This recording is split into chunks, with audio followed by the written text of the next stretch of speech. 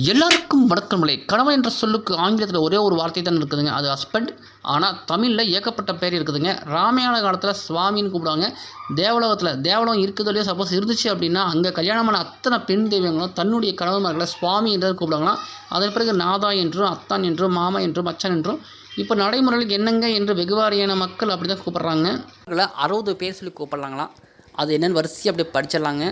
பதி, கொழுனன், இல்லாளன், அகமுடையான், ஆம்படையான், வீட்டுக்காரர், ஆத்துக்காரர், என்னவன், மனையான், மணாளன், மணவாளன், உற்றான், கொண்டவன், கொண்டகன், தலைவன், நாயகன், அல்நுகன், ஆம்பான், இயமான், இல்லான், இல்லவன், கிழவன், உரியவன், உடனிகழ்வன், தலைமகன், தம்போன், குடும்பி, தாட்டான், மகினன், பத்தன், கண்ணாளன், அன்பகன், கேழவன், கோமகன், தவன், மண், நாச்சியன், மைந்தன், விளைந்தோன், வேட்டான், கூந்தற் கிழவர், ஆள், ஆளன், வரன், கண்டன், வல்லவன்,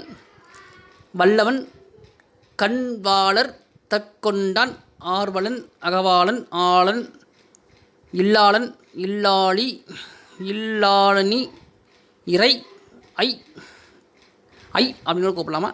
பாதி, கூந்தற் கிழவன், இருக்கிழவன், வேட்கை துணைவன், உயிர்கிழவன், கேள்வன். மொத்தம் 60 பேருங்க. இதில் அத்தான்கிற வார்த்தைக்கு மட்டும் என்ன பொருள் என்பதை பார்த்தால், மனைவியாக இருக்கும் பெண்களுக்கு எல்லாம் சந்தோஷத்தையும், கணவன்களாக இருக்கும் ஆண்களுக்கு எல்லாம் மிகப்பெரிய அதிர்ச்சியும் இருக்குது. அத்தான் அன்பாக கூப்பிட்ற மாதிரி தான் இருக்கும்.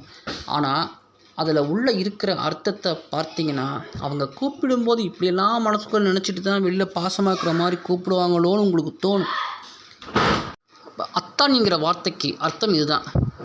நான் பிறந்த வீட்டில் என் அம்மா அப்பாவை அத்தான், அம்மா அப்பாட்டிருந்து அந்த பெண்ணை கல்யாணம் பண்ணி கூப்பிட்டு வந்துடுறாங்க அதுக்கு அப்படின்னு சொல்கிறாங்க. என் வீட்டில் உள்ள சகோதர சகோதரிகளை அத்தான், அவங்க வீட்டு சகோதர சகோதரிகிட்டேருந்து அந்த பெண்ணை கல்யாணம் பண்ணி கூப்பிட்டு வந்துடுறாங்க. என் ஊரில் உள்ள உற்றார் உறவினர்கள் மற்றும் சக தோழிகளை அத்தான், என் வீட்டு ஆடு மாடுகளை அத்தான், இப்படி எல்லாத்தையுமே அத்துக்கூட்டி வந்ததால் கணவன்மார்களுக்கு அத்தான் என்று தமிழில் ஒரு பெயர் இருந்துள்ளது. அப்படி அத்தான் என்று அழைத்தால் மனைவி எப்படி அழைப்பார்கள் என்பதை நாம் இப்போ ஒரு வீடியோவாக பார்க்கலாம். அத்தான் என்கிற வார்த்தைக்கு தமிழில் தான் அர்த்தம்னு சொல்லிட்டு பெரிய பெரிய மேடைகளில் பல முன்னோர்கள் பேசுனதை நான் கேட்டு தான் இப்போ கூட சொல்லியிருக்கிறேன். ஆனால் இந்த ஒரு வீடியோ ஒரு கற்பனை தான், இதை பேச நினச்சிக்க வேணாம், ஒரு காமெடிக்காக தான். வாங்க வீடியோக்குள்ளே போகலாம். எங்கள் வீட்டில் அம்மா அப்பாவை அத்தான், எங்கள் வீட்டின் சகோதர சகோதரிகளை அத்தான், ஊரில் உற்றார் உறவினர்களை அத்தான், ஊரில் எனக்கு பாசமான ஆடு மாடுகளை அத்தான்,